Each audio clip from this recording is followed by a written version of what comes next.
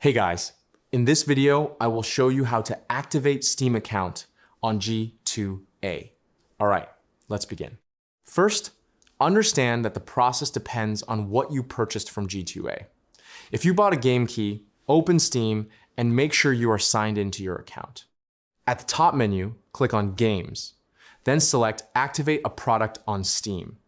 Follow the prompts and enter the game key you received from G2A. Once confirmed, the game will be added to your library. If you purchased a Steam wallet code instead, you can redeem it directly in Steam. Go to the Games section again and choose the option to redeem a code. Then paste your wallet code to add funds to your account. If you purchased a full Steam account, click your profile in the top right corner and sign out. Then log in using the credentials provided by G2A. So that's basically how you can activate Steam account on G2A. That's it for this video. Thanks.